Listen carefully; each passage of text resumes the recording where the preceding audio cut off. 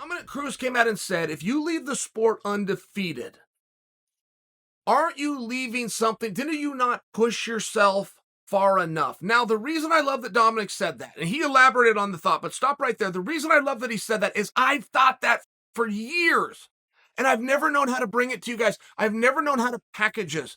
Right, there's an expression in life. If you can't say something simply, you don't understand it well enough. I could never say that simply, but Dominick just did, and I thought the same thing. And it's a big deal, the point that Dominick is trying to make. Very simple. Dominick wasn't looking to be sophisticated here. He had a comment. I heard it. I'm turning it into something bigger than what he meant, but I like what he said because there's not a sport out there. There is not a sport I have ever seen with my eyes where an undefeated guy was the best. That undefeated guy had something. He had good DNA. He was faster than everybody. He was stronger. He was taller. I could go right through the sports. He was the biggest. I mean, guys in football will be 300 pounds in high school. They have these great careers. It doesn't go on beyond that. It's one of those things that comes back to what Dominick said. Why didn't you go to the next level? Why didn't you push yourself harder? And the question as to why is very relevant. Did you doubt yourself? Before we, the public, can come out and say that you're the best, you have to believe it. We will always take you at your word when it's negative. If you say you can't beat a guy, we don't need to see you guys go fight. We now have our answer, or at least we believe we do. So if a guy ever goes undefeated and he gets the hell out of the way, why did he do that? Why did he not have a loss? And it's not one size fits all. We have seen guys go through absolutely everybody. There was no one left. We have seen guys that had a goal to become the champion and get the hell out, and they did it. They came in to make a few bucks, and they did it. There's all sorts of answers, but we always do question those guys in their sincerity. Is that the truth? Did you try to get to a certain point and you succeeded? Or did you not have a confidence of what was coming down the pike? Because why you would ever walk away when you're on top, if you truly are the best and there's fame and fortune and accolades in a sport that you've dedicated your life to, and you want me to believe that you just got up and walked out of the room? That's a tough sell. It's a very tough sell, which I think is what Dominick was speaking about.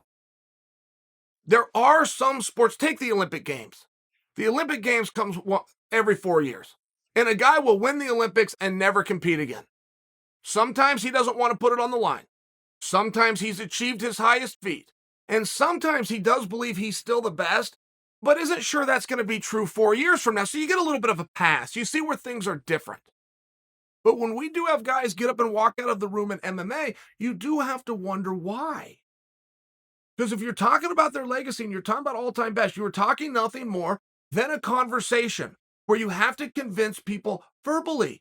You have to convince their minds and their imaginations. And when somebody gets up and walks out without cleaning out a division or doesn't give the second run through, and they go on to be recognized as the greatest ever, you would simply say, in what other sport is that true? And you could argue whether the greatest player is LeBron or Jordan. They both have one thing in common. They lost a whole bunch of games, and they got better because of it. You could talk about golfers and turn right to Tiger Woods. Lee Trevino, couple of things in common, whole bunch of losses, but they got better from it. They learned from it. And the guys generally who, when you were younger, who in junior high were big stars, or high school stars, or even college stars, they stop at one point. They don't go to the next level. They don't want to test themselves. They see something. They look left. They look right. They realize what they're doing and think that I can't beat it. That is true most of the time. Most certainly not all of the time. And I know when Dominick said this, Dominick was just making a statement. It wasn't about Khabib. Many people that read the statement and then made comments tied it right into Khabib. I do not believe that's at all where Dom's head was. And Khabib's was different. Khabib did deal with loss. He lost his father. It's very different. But that situation is different, and I'm not acting as though we have to put this all into the same category. I just think Dom's asking a very good question. When you leave undefeated, how did you get there and why? There's people that claim they're hundreds and oh. First off, I don't believe you. But if you are, didn't you pick the wrong sport? Like, didn't you pick something that's a little bit easy? It's a little bit non-competitive. I love college wrestling, but I don't know of another sport sanctioned by the NCAA that is less competitive than wrestling. In the history of time, there's only 6 schools to ever win the NCAA championship.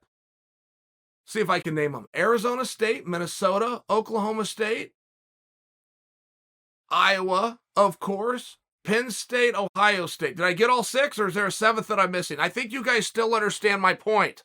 That's not very competitive. Oklahoma State won 35 of those damn things, and Iowa won 19 of those. That's not very competitive. That thing's got to be moving. That thing's got to be changing around. And you can't say you've done everything in sport and then tell me that you've never lost. Then you haven't done everything in sport. He's a great wrestler. He's recognized as the greatest Greco-Roman wrestler of all time. It is not true, but he was one of the most successful. His name is Alexander Karelin. Russian heavyweight. Fantastic to watch. Captured the imagination, not to mention every medal, world and Olympic and European and anything that you could win in wrestling, he won. He lost his very last match. The last match he ever did, he lost to an American named Rulon Gardner. It is currently still recognized as the biggest upset in amateur sports history, any sport. But Karelin never wrestled again, and that bothered me. I respected that he has now done everything.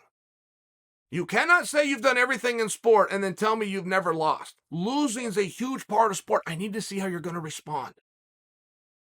I need to see if you're going to follow the Conor McGregor method, which is win or learn.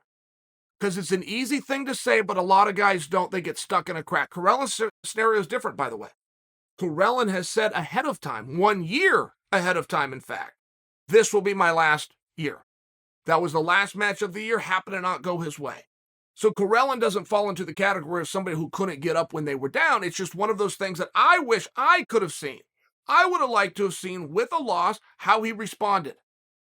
Did he pick himself back up? Or did the whole world that was scared of him, now it turns into the 4-minute mile, they're not scared of him anymore and more losses come? I don't know. It's one of those things to guess, but I do like Dominick's point, like the competitiveness in Dominick's point. Whether you agree that Dominick has made a fair point or you think it's not, there's a competitiveness that Dominick is personalizing and relaying to you. I've argued for years the most interesting person in MMA is Dominick Cruz. But Dominick sees it different. Dominick is one of these guys who, when he gathers knowledge and he gets up in the loft, he wants to pass it on to someone else. And Dominick even does that as a commentator. He builds other people. When Dominick becomes a world champion, he's got all of these skills. He starts helping his teammates.